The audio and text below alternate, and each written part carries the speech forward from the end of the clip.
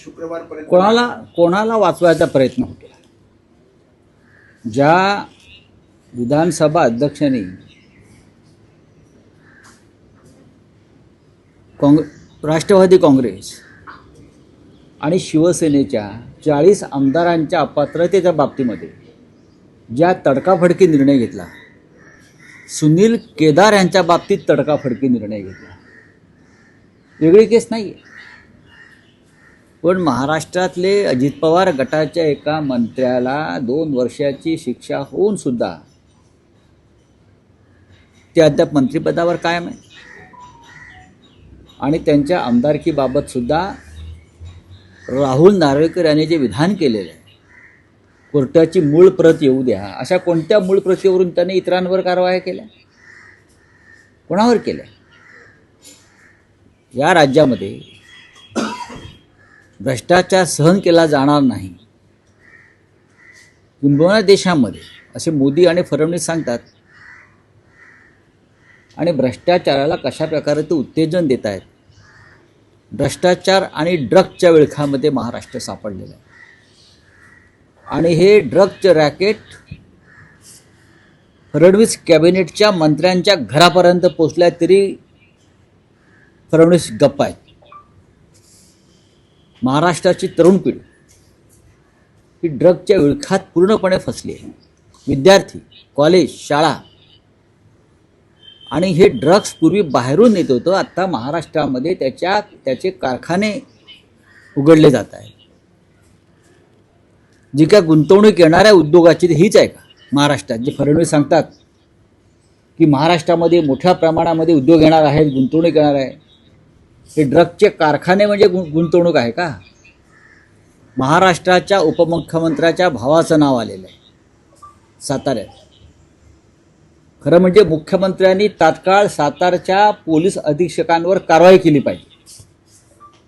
हे जे कोणी तुषार दोषी आहेत त्यांनी कसं आणि कोणाला या ड्रग्ज रॅकेटमधून वाचवायचा प्रयत्न केला हे काल आमच्या सुषमा अंधारे यांनी स्पष्ट केलेलं. ते खोटं असेल तर त्यांनी पुढे येऊन सांगावं. पण या राज्यामधलं ड्रग्ज रॅकेट आता सत्ताधाऱ्यांच्या घरापर्यंत पोचलं असेल आणि तिथून ही सगळी यंत्रणा राबवली जात असेल, त्या महाराष्ट्रात काय राहील? बेगुमानपणे झाडं तोडली जात आहेत, हत्या होत आहेत, भ्रष्टाचार होतोय, मंत्रीच वॉन्टेड राहतात, मंत्री परागंदा होतात, मंत्र्यांवरती भ्रष्टाचाराचे आरोप सिद्ध होणे, त्यांच्यावर कारवाई होत नाही. आणि हे ड्रग्जचं रॅकेट ही अत्यंत गंभीर गोष्ट आहे महाराष्ट्रात. राऊत, एका बाजूला माणिकराव कोकाटे यांचं मंत्रिपद जाण्याच्या वाटेवर असताना दुसऱ्या बाजूला धनंजय मुंडे हे स्वतःच्या मंत्रिपदासाठी फिल्डिंग लावतायत असं दिसतंय. काल अमित शहांची दिल्लीत भेट घेतली आहे. नाही, अमित शहा, प्रफुल्ल पटेल आणि त्यांची जे बाकीचे वरिष्ठ नेते त्यांना देखील न सांगता ते अमित शहांकडे गेले अशी देखील माहिती आहे. नाही असू शकेल. अमित शहा हे पक्ष फोडण्यामध्ये पटाईत असतात, माणसं फोडण्यामध्ये, सत्तेचा वापर करून, आमिष दाखवून. धनंजय मुंडे मंत्री होतील की नाही याच्याविषयी मी आता सांगू शकत नाही, पण मला असं वाटतं की त्यांना मंत्रिपदी परत स्थानापन्न करणं हे फडणवीसांना सोपं नाही. ज्या पद्धतीनं बीडमध्ये धनंजय देशमुख यांचा खून झाला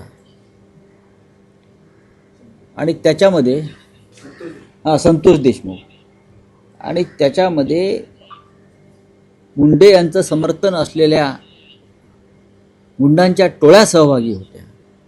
याच कारणासाठी त्यांना मंत्रिपदावरून जावं लागलं ना. मग ते कारण संपलं का?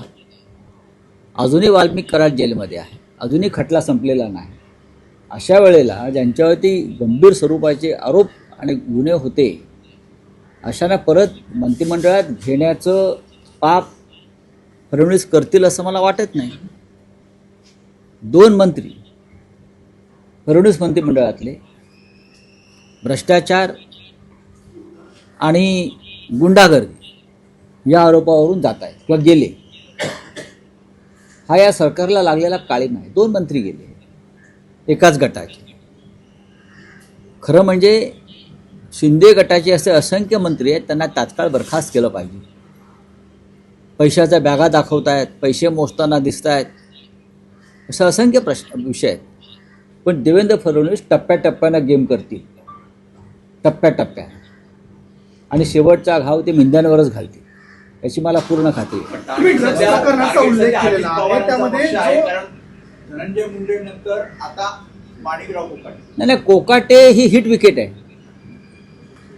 कोकाटे ही स्वतःच त्यांनी खड्ड्यात उडी मारलेली आहे.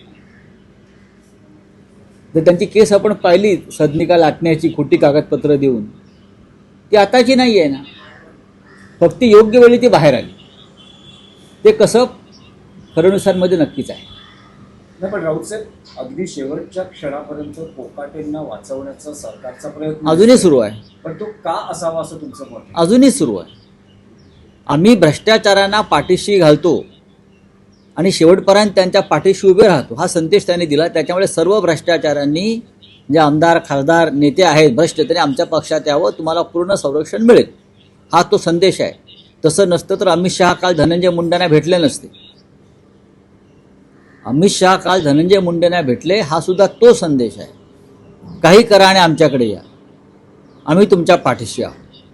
हा संदेश महाराष्ट्रात फडणवीस देत आहेत, हा संदेश दिल्लीमध्ये अमित शहा देत आहेत.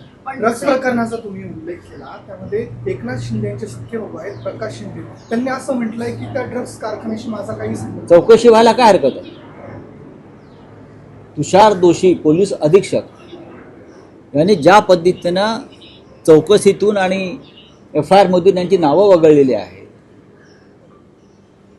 काल मला वाटतं पुरेशी माहिती सुषमा अंधारे यांनी दिलेली आहे, त्याच्यावर त्याने खुलासा केला पाहिजे. ड्रग्स रॅकेट आपल्या घरापर्यंत पोहोचला आहे, तुमची आता पळापळ चाललेली आहे. तुषार दोशी जे पोलीस अधीक्षक आहेत त्यांचे कॉल रेकॉर्ड तुम्ही चेक करा.